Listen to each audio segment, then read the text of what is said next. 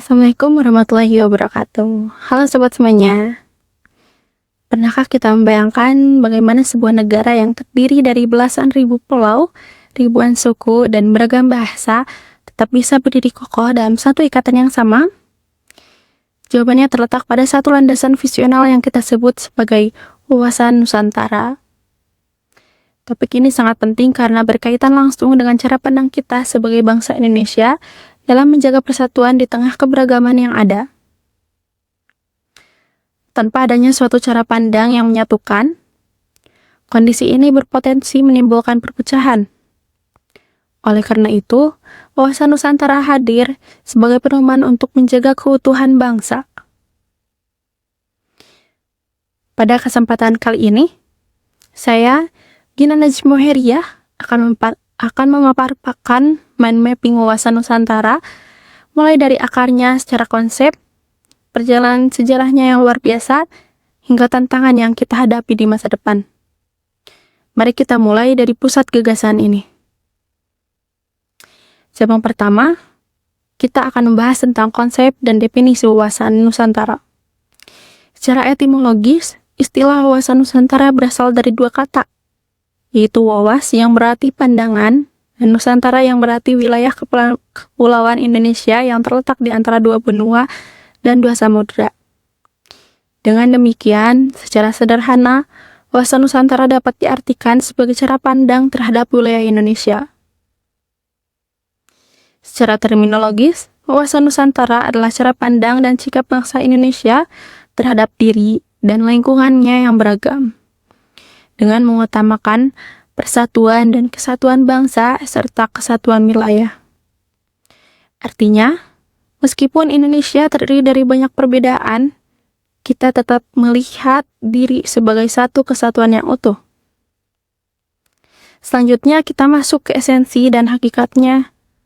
Hakikat utama dari wawasan Nusantara adalah persatuan bangsa dan kesatuan wilayah. Dalam konsep ini, laut tidak lagi dianggap sebagai pemisah antara pulau, melainkan sebagai penghubung yang mempersatukan wilayah Indonesia.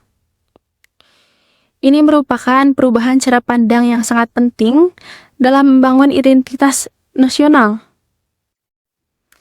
Selanjutnya, cabang kedua, kita bahas dinamika historis wawasan Nusantara. Wawasan Nusantara tidak muncul begitu saja, tetapi lahir dari proses sejarah, khususnya melalui Deklarasi Juanda pada tahun 1957. Deklarasi ini merupakan langkah penting yang menyatakan bahwa laut di antara pulau-pulau Indonesia adalah bagian dari wilayah kedaulatan Indonesia. Selanjutnya, berdasarkan aturan kolonial ordonansi 1939, laut dianggap sebagai wilayah bebas yang memisahkan pulau-pulau Indonesia. Akibatnya, Indonesia tampak terpecah-pecah. Namun, dengan Deklarasi Juanda, wilayah Indonesia menjadi satu kesatuan utuh. Kedaulatan negara diperkuat dan identitas sebagai negara kepulauan semakin jelas. Seiring waktu, konsep wawasan Nusantara mengalami perkembangan. Awalnya hanya berfokus pada aspek geografis atau kewilayahan atau geopolitik, tetapi kemudian berkembang menjadi konsep yang lebih luas, meliputi politik, ekonomi, sosial budaya, dan pertahanan dan keamanan. Hal ini dikenal dengan istilah Ipolexos Budhankam. Selanjutnya, cabang ketiga, kita bahas latar belakang dan urgensi. Dari sisi sosiologis, Indonesia adalah negara yang sangat heterogen, terdiri dari banyak suku bangsa, beragam agama, dan berbeda budaya dan bahasa. Keberagaman ini bisa menjadi kekuatan, tetapi juga berpotensi menimbulkan konflik jika tidak dikelola dengan baik.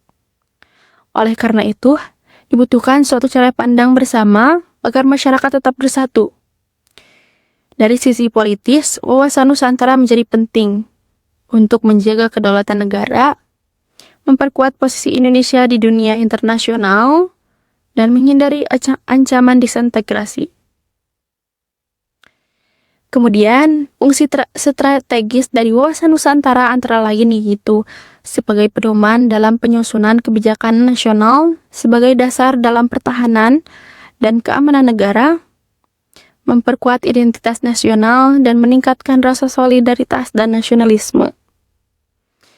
Di era globalisasi saat ini, banyak generasi muda yang mengalami krisis identitas. Oleh karena itu, wawasan Nusantara menjadi sangat penting untuk menjaga jati diri bangsa. Selanjutnya, kita masuk ke cabang keempat sekaligus cabang terakhir, yaitu tantangan dan implementasi di masa depan. Di era modern, tantangan terhadap wawasan Nusantara semakin kompleks. Antara lain, ancaman fisik seperti konflik wilayah, kejahatan cyber, penyebaran hoaks dan disinformasi, dan konflik identitas dan radikalisme. Tantangan ini tidak hanya datang dari luar, tetapi juga dari dalam masyarakat sendiri. Oleh karena itu diperlukan kesadaran kolektif, pendidikan kebangsaan, dan peran aktif generasi muda. Generasi muda memiliki peran penting dalam menjaga nilai-nilai wawasan Nusantara, seperti toleransi, gotong royong, dan cinta tanah air. Selain itu, implementasi wawasan Nusantara juga bertujuan untuk membangun hubungan yang harmonis dengan negara lain, mengelola sumber daya alam secara berkelanjutan, dan mewujudkan kesejahteraan seluruh rakyat Indonesia. Sebagai penutup, dapat kita simpulkan bahwa wawasan Nusantara merupakan cara pandang bangsa Indonesia yang menekankan persatuan dan kesatuan dalam keberagaman. Konsep ini tidak hanya penting dalam konteks sejarah, tetapi juga sangat relevan untuk menghadapi tantangan di masa depan. Dengan memahami dan menerapkan wawasan Nusantara, kita dapat menjaga keutuhan bangsa, memperkuat identitas nasional, dan mewujudkan Indonesia yang lebih maju dan sejahtera. Akhir kata, sebagai generasi muda, kita memiliki tanggung jawab besar untuk terus menjaga dan mengamalkan nilai-nilai wawasan Nusantara dalam kehidupan sehari-hari. Mari kita terus menghidupkan semangat persatuan ini dalam setiap tindakan kita sebagai warga negara. Terima kasih atas perhatian teman-teman semua. Wassalamualaikum warahmatullahi wabarakatuh.